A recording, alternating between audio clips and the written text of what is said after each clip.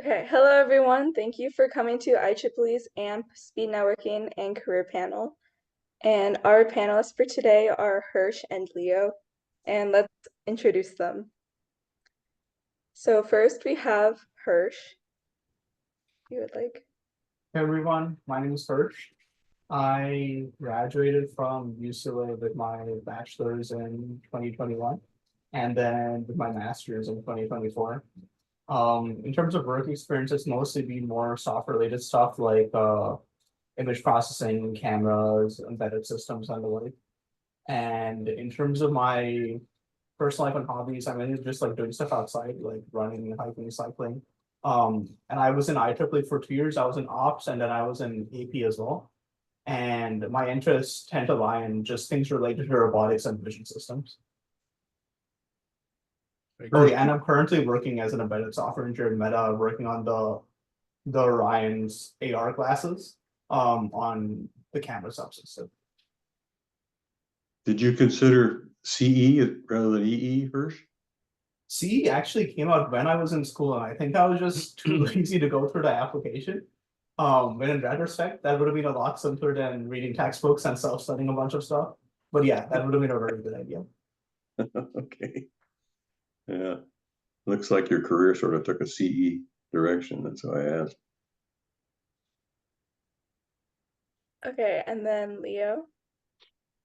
Hi everyone, my name is Leo, and I've been involved with IEEE ever since 2009, and I was the chair at UCLA in 2010, and my domains is around industrial control systems, software engineering, and engineering management.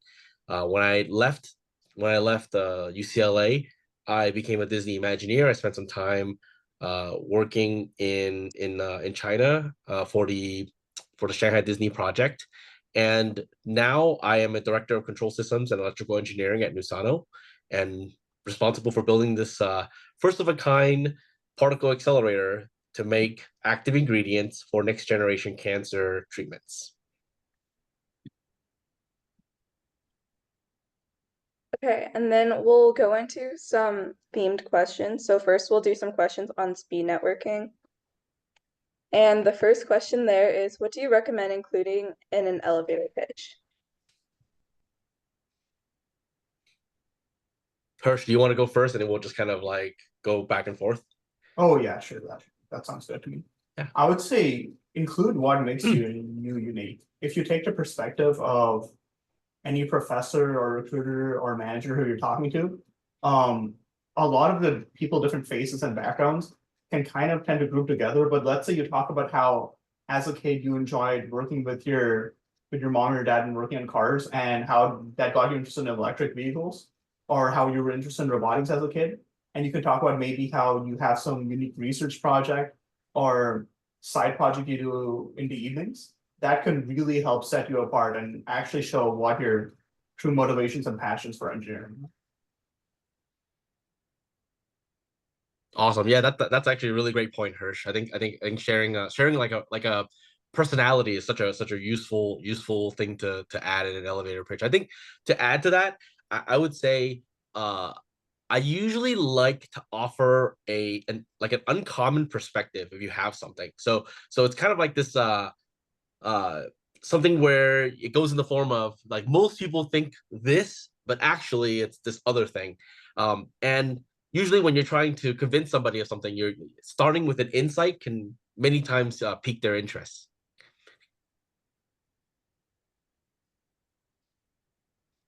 And then our next question is, what advice do you have for students starting to build their professional network, i.e. best way to network or who to network with?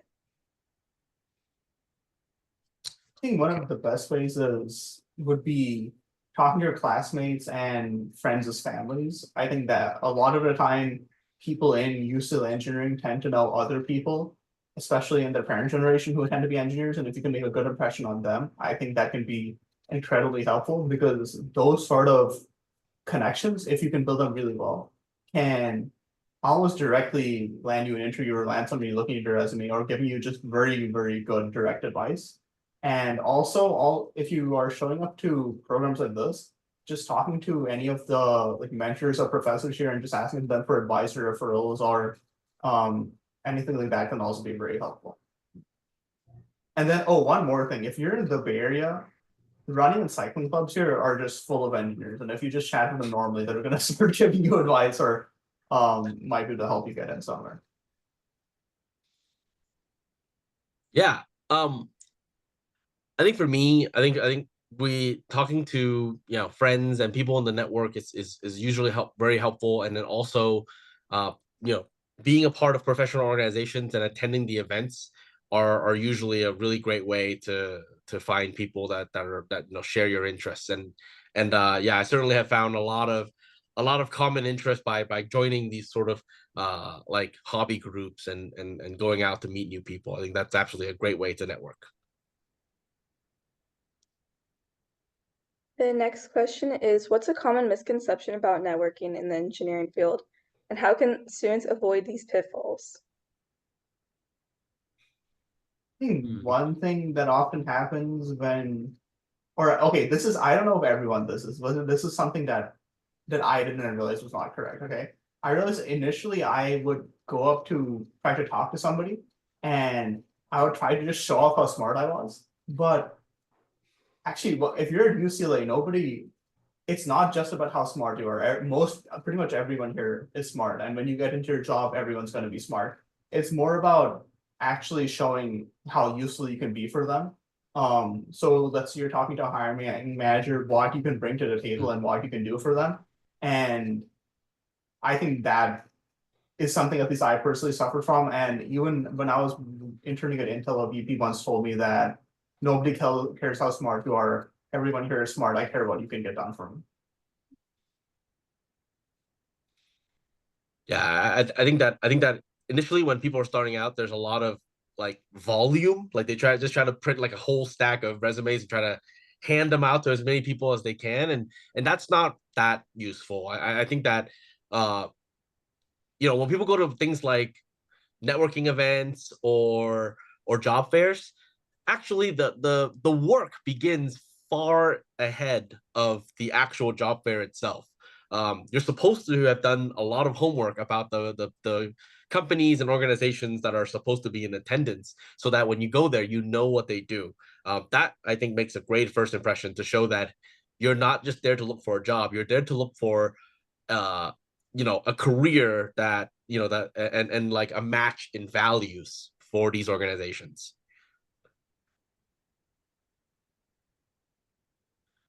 And then is there any other advice that you would give to people regarding speed networking?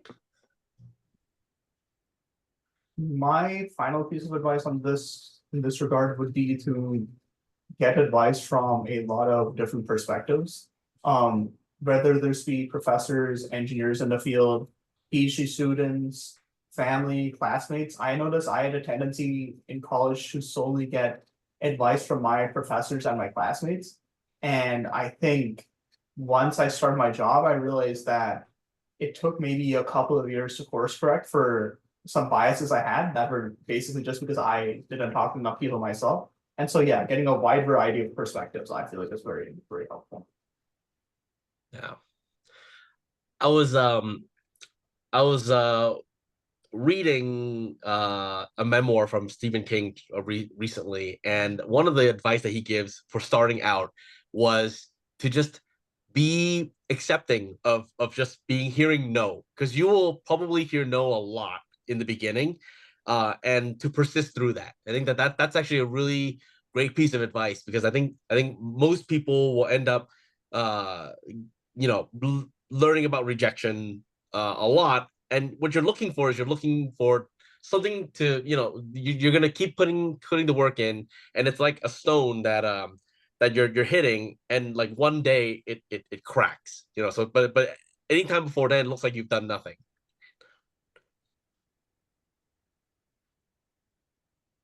And now we'll move on to the questions about career paths. And then after these questions, we'll open the floor to just general Q&A. So first question here is, have you ever felt stuck or pigeonholed in your profession or specialty? And how did you break out of this? So personally, I felt that, so during my initial internship, they were more traditionally EE focused. So that was stuff like PCB design, basic circuit design, like setting up a basic power system, making sure to filter out transients, that it was safe and things like that. And I realized that I wanted to have a bit more of a broader scope, which I felt that software was able to give. And for me on that, and that involved just taking a lot of classes when I was at school. I'd usually not for credit, just auditing them and sitting in lectures, uh, or just self-studying a lot of stuff online and building up the skills I needed to transition out. Yeah, I think that's actually a really important aspect. Is that, you know, Hirsch, you mentioned the concept of like continuous growth, right? Like what you have equipped with you in the beginning is not always what you're gonna end up doing in a few years. And so that idea of just continuously learning new skills, I think, is a really important factor. For me, like I felt stuck before, when, you know, I'm doing something and it feels like everybody else kind of has a similar kind of skill set. And I look to get away from that by looking at, well, what isn't being done? Like, what are things that are that need to be done in this industry that isn't being done, and trying to find those gaps and learning about those gaps so that I could be a useful, you know, so I could be a useful member of the team in that regard. Next question. If you went to grad school, what advantages did it bring to your career? I.e., a higher salary or different expectations, responsibilities right out of the gate? So I'll answer this in two parts. The first is, I think, how it tends to work for a lot of EEs. If you go to grad school and you, let's say you want to work in architecture, digital design, RF communications, in a lot of these positions, having a master's degree focused on these areas will get you bumped one level up. You can have more interesting work than most new grads would have to begin with. You'll be seen as being a bit more technical, and you might even be placed in a team with a few PhDs on them implementing what they're designing. The flip side is, personally, how did it work for me? I was trying to transition more into like the more technical and algorithm side of computer vision and ML. And because that's more software related, and the market was bad, it didn't help me quite so much personally. But offers I got for chip companies, they once again gave me more interesting work and they bumped me up because of it. And so, yeah, so for traditional hardcore E, it's definitely very helpful to have a master's or not a PhD. Yeah. So I didn't pursue the grad school path. I spent a couple of years working after I graduated with a BS, and uh but it wasn't like that. The thought didn't cross my mind. I think that uh around that time when I wanted to go to grad school, it was because I was feeling a little bit uh like aimless within my career. I was thinking, okay, well, where am I going, and how do I continue forward, right? And it turns out that a lot of times for me, it was all what really I found was required was that I needed a change in terms of what the company was doing, and I, you know, and I, instead of going to grad school, I ended up at the company that I'm at now, and I think that was really the change that I needed, was just a different goal to work towards. Next, how do you weigh company versus project when choosing a role? And is it usually easier to switch between projects within a company, or is it you're kind of stuck where you're put? Hmm. So with this, I think you really,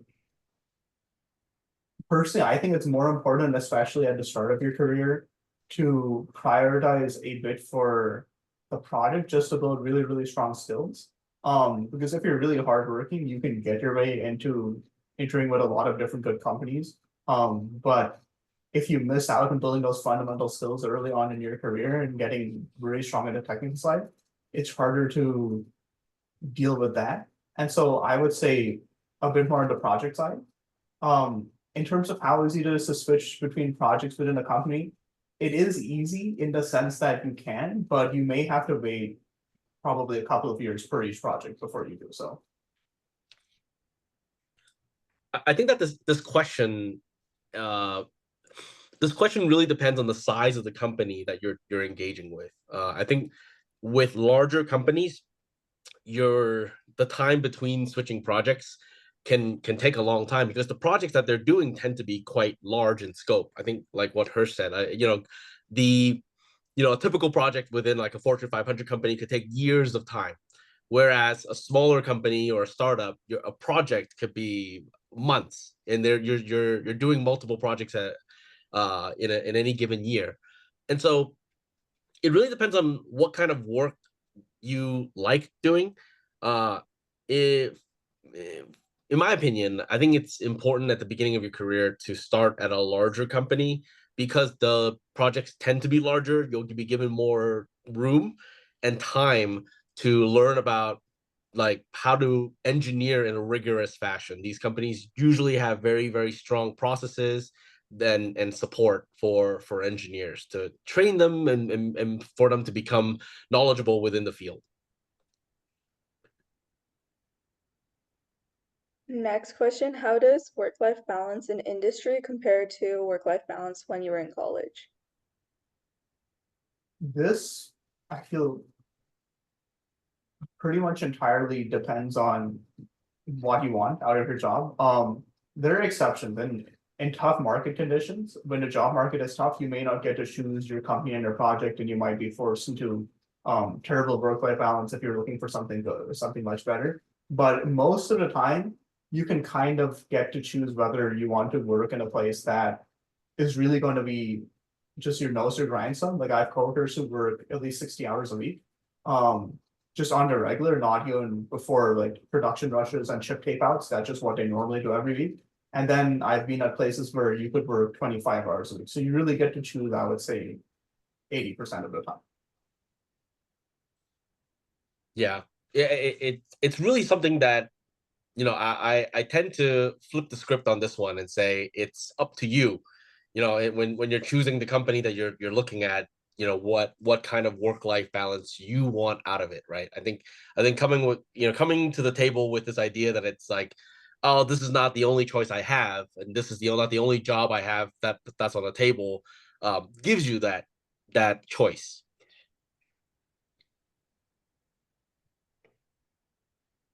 Next, what pivotal moments or decisions shaped your career path, and how have your career goals or interests evolved throughout your career? Mhm. I think actually I'll let Leo take this one. I personally feel like a lot of the pivotal moments have more just been kind of random life stuff for me. Yeah. Okay. So I would more or less agree because a lot of times it's like a river of opportunities and you just kind of pick them out at random, right? But there is one for me, and that was when I got tapped to be a director. I was asked to take on this role, and I really had to think about it because it represented in a way my departure from the day-to-day technical work, right? No more coding, no more drawing schematics, no more any of that stuff. Uh, it's like managing and building a department, and that was what the job was, and that was a really big moment for me. And I took that pretty seriously, and I talked to all my mentors and all of that. But ultimately, I realized that I had a lot of you know pre-existing experience related to leadership, and that was maybe in some ways who I've was who I wanted to be all along, and that this was something that was the right choice, and so I ultimately did that, and that helped me. I would say, I think going on this journey has taught me a lot about myself. It has taught me a lot about the idea that just because you're an engineer today doesn't mean that you can transform um in a big way and still kind of, I mean, I'm still doing a very technical role, right? Because I'm still like managing an engineering team, uh, but to challenge myself in new ways and bring value to a team in a with a different set of skills. Next question, what skills or qualities did you find to be the most valuable in the early stages of your career? And were there other skills that you wish you had focused on more in college? So the skills that I found most valuable early on in my career, I guess I still am actually pretty early in my career. That would be definitely more of the very, very basic stuff, not the hardcore theory that is so focused on in college. That's things like just basic coding, basic PCB design. But then as you end up growing more senior, if you want to get into a much more advanced position, technically speaking, then that's when being much stronger on the theory ends up coming into play. Like for example, one of my very, very senior coworkers is writing an entire driver for like computer memory management and MMUs and all this like very fundamental CS stuff from scratch. And if you're weak on the theory, then that's going to hit you. As to what skills I wish I focused on more on college, this kind of goes back to earlier when I wish I said I took in more perspectives. I think there's a lot more CS focused classes for my specific areas and stuff like digital design, FPGAs, architecture that I thought was maybe too deep for me to need to learn. That now that I'm actually working with this, I realize that in big chip companies, oftentimes if you can understand how like a CPU is actually built and how to read Verilog or RTL, all these things help. And so yeah, basically just in my ask a lot of people for advice, like this wide range of advice, and it can really help you figure out which skills you need to focus on more.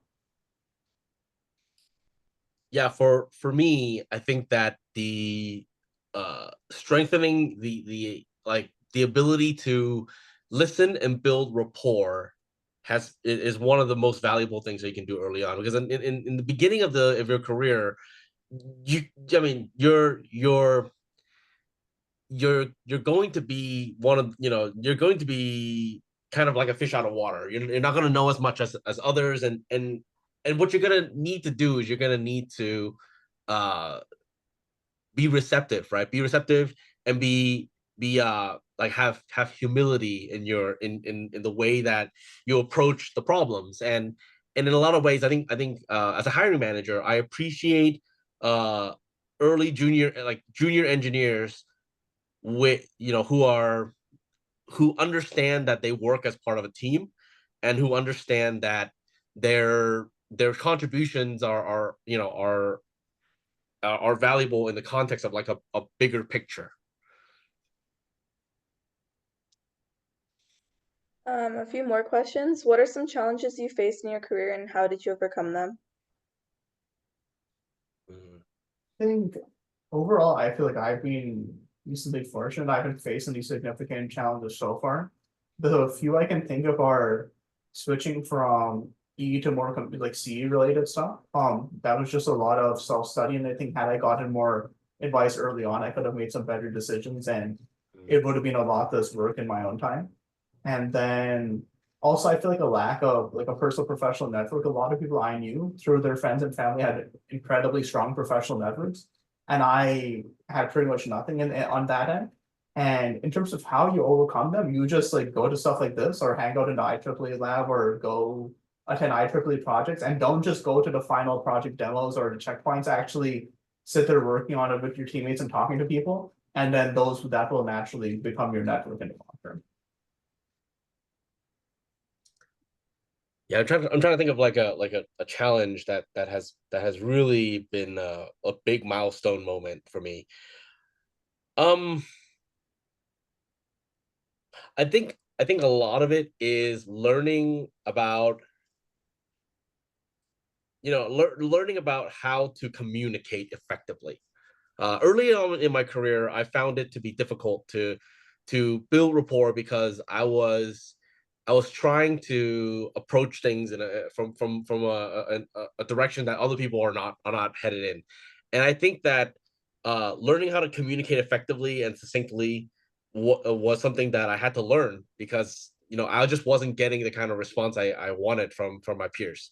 And eventually, once I started figuring out how to talk to people about my ideas and describe why they're good ideas, then I started noticing that people were more receptive and willing to work together. And I think that was a something that I saw as a change in it. And I kind of see it as like a multiplier, right? As engineers, we have a lot of skills, and the soft skills that come with that come with like years of the professional experience, they multiply your existing skills, and though that's a really helpful thing to have.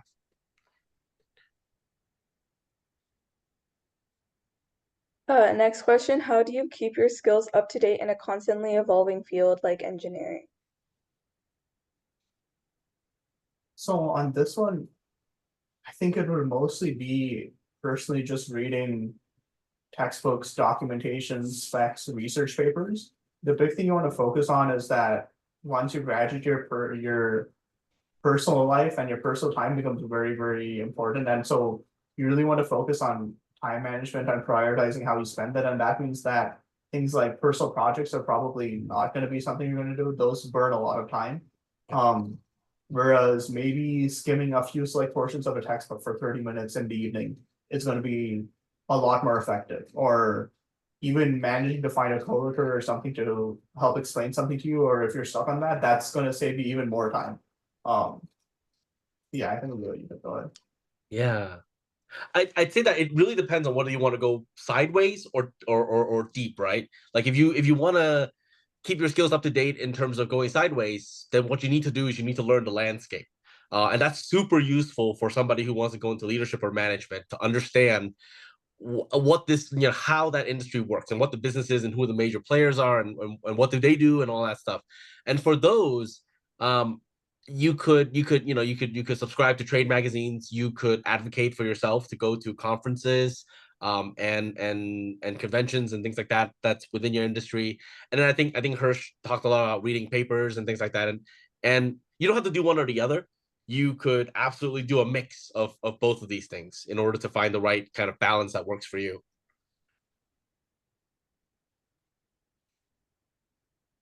Next, what are some of the most exciting trends in your field, and how can students prepare to work in these areas? Yeah, so this is the big thing, right? AI is really big now, and because AI is big.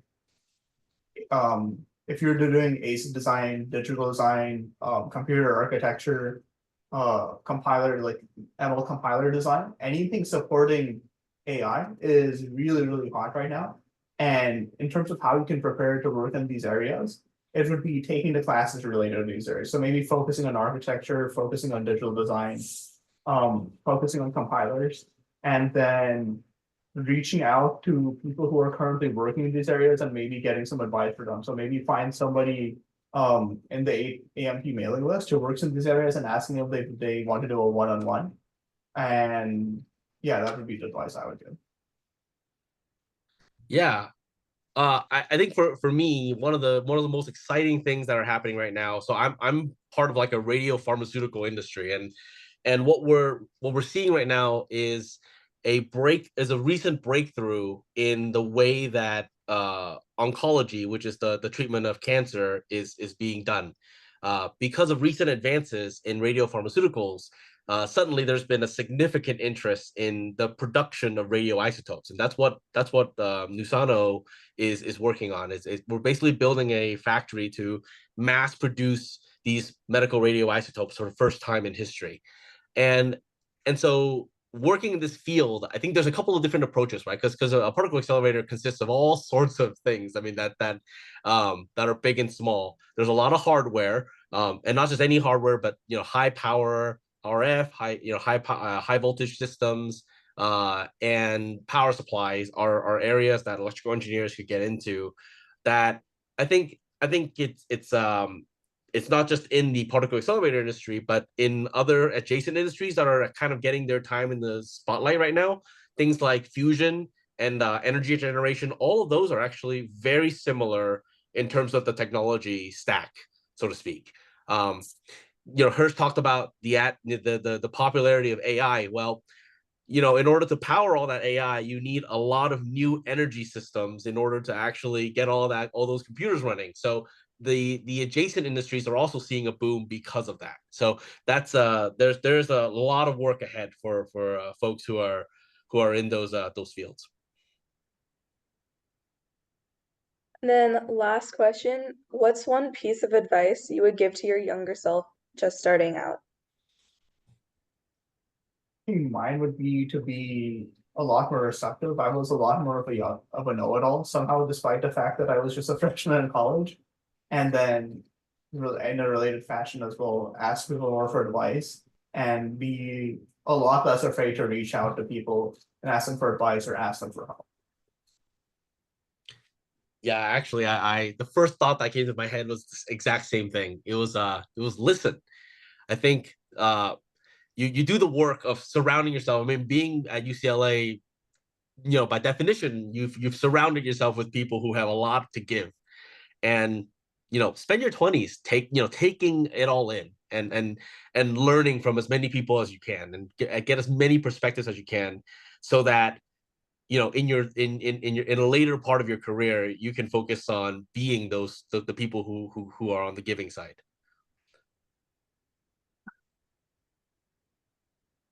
And now I will open it up to anyone else that has any questions for our panelists. So feel free to unmute or just type in the chat if you have a question. Hi, Hi. I'm Fatih. I'm a first year electrical engineering major. First of all, thank you for your advices. They were really helpful. I'm a person who likes similar to many people, wants to work in a renowned company after graduation or like after doing masters. And what would you say about the importance with respect to each other of having a high GPA, doing research, participating in club projects and internships? Okay. Sorry, Leo, were you saying something? Yeah, I was just thinking about that, right? And it's so I think those four categories that you're describing, all of those are important. The degree to which they're important differs between company to company, because of the depending on the field that they're in, right? So if you're in a if you're in the world that I'm in, which is like manufacturing and industry, they're not really going to care a whole lot about what your GPA was. They're instead going to care a lot more about, hey, what stuff have you done? How can you do you have a portfolio of things that you've completed before? Do you know your way around an electronics lab? Whereas if you're looking to get a job at like a research company, well, yeah, GPA and credentials matter a lot.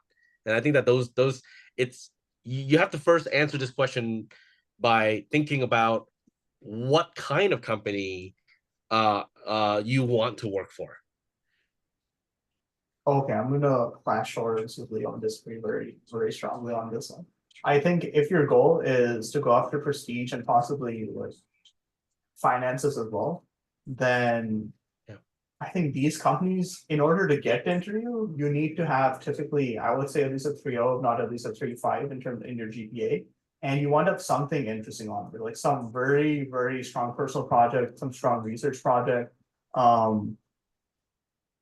That would get you to interview. But in terms of passing the interview, they tend to, I feel like they don't really care much about your background anymore in terms of fresh graduates. They really just care about how well can you answer these technical questions, which might be how do you design this type of digital circuit, how well can you solve these algorithm problems. But yeah, what Leo was saying, I think I would agree on that part in terms of getting the interview, but in terms of passing it, I don't think it's something they tend to look for that much. Thank you so much. So, as a follow-up question now, as I said, this is literally my first quarter in UCLA, and what would you suggest me to do for this year? Like, should I seek for a research or an internship, or like get to know more about clubs?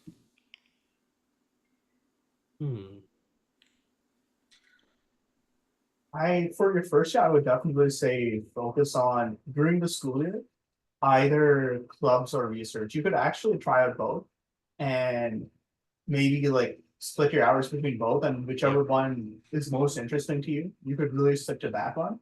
And then I would still say for the summer, still try to go for an internship, but it can be tough. And so for a lot of freshmen over the summer, doing research positions funded over the summer is a lot simpler for your freshman year. But that being said, there are lots of smaller companies which will still hire freshmen over the summer if you are enthusiastic and if you've studied for the interviews and studied up under a company and have something you can bring to it. Yeah, I can't stress enough the importance of having an early position. I think the first job in many ways is the hardest job to get, because once you get the first job, I feel like a lot of times there's a sort of you have credentials and somebody has believed in you enough to hire you, right? And I think that first job is something that, if you can get that in your second year, or your third year, that's actually a really great position to be in. Uh, I think that in your first year, what you can do immediately though is try to hone in a little bit more regarding what type of electrical engineering you want to do, because the earlier you figure that out, the earlier you can start targeting a region of electrical engineering that you'd like to do more on. Like I said, there's a lot of prep that goes into finding a company that sort of meets what you're looking for. And I would take that kind of approach when I'm looking for an industry, so that I'm not just casting a too broad of a net. You want to be able to figure out a general direction, do some work, get some experience in that general direction, instead of just kind of like a way too broad kind of role. Thank you so much.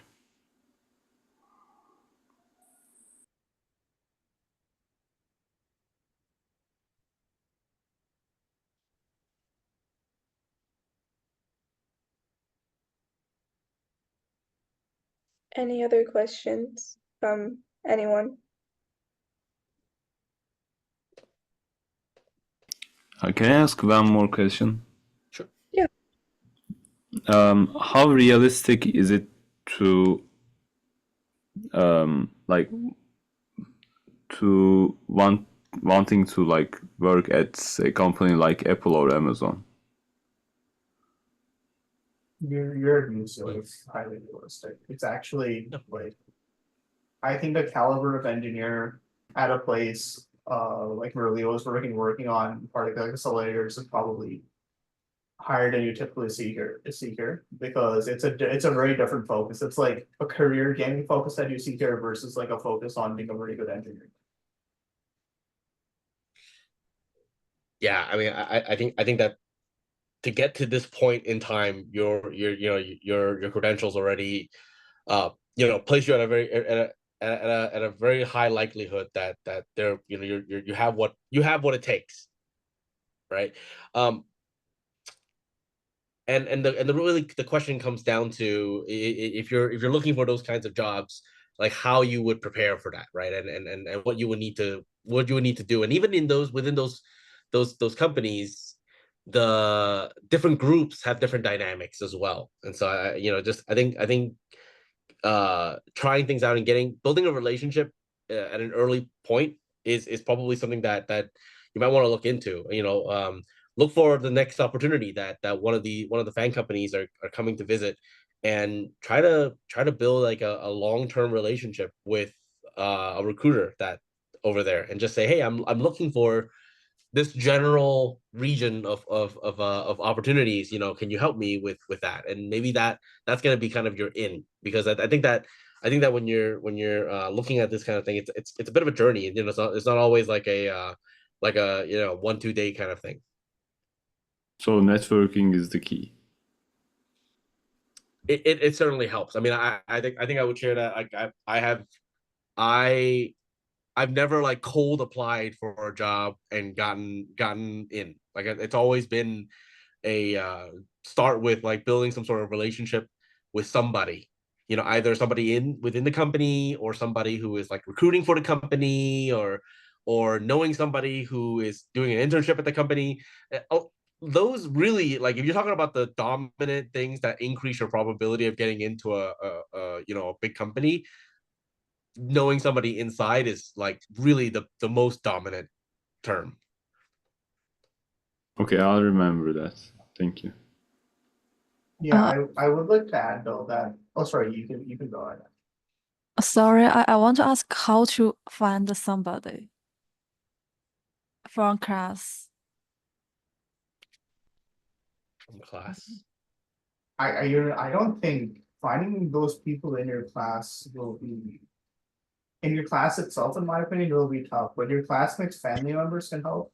Um, or even people in organizations like this and AMP can help, or people who will come back to give talks at UCLA. Those are really good resources as well, in my opinion. Yeah, my advice might be a little bit out of date. I've had I've had two referrals when I was at UCLA. The first one was I was working with somebody. Well, I it was it was a pure. My first job was a pure referral, and this person was working at the company and put in a good word for me. But you know, getting to that requires a couple of things, right? It requires like engaging with these people. You know, people don't just give you recommendations for no reason. They do it because they see the kind of, you know, output that you've done. They know it because they see that you're reliable and that they, you know, they can put their name, you know, they can put their name in front of you and vouch for you and things like that. So to get to know these people, I mean, everybody is doing something, right? And but you can't, it's not necessarily like a targeted experience, you know. It's not like you're gonna like go find somebody, and it's just kind of casting. In this case, I mean, it's like my approach has been start with like being of service, right? And starting ops was how I was of service to the community, and that I mean, that really put my name out there at the time. And so people knew who I was, knew what I was about. And I think that in a more in a different context, it could be like you're working in a lab, right? If you worked at a research lab and you have a consistent history of delivering work, like that will get your name out there amongst that group of people, and then the opportunities will come. Yeah, if I could add, actually, with how Leo was talking about ops, for example, if you can be passionate and good at something hard, recruiters from these companies, even in starting your second and third year of college, they'll start messaging you directly and asking you to apply for internships. And you could pick anything that you're passionate or interesting about, so long as it's hard. It could be any research project. It could be a club, it could be a club like being a lead for, let's say, something like AP, working on rocket project. If you're just a member of something like AP, they will just reach out, but that's a bit more tough. But if you're doing something more significantly difficult than that, like research or leading it or some more advanced project or making some own, going the extra mile on your own, doing these things beyond just the project spec itself, those sort of things will actually get their attention and they will reach out to you through that way.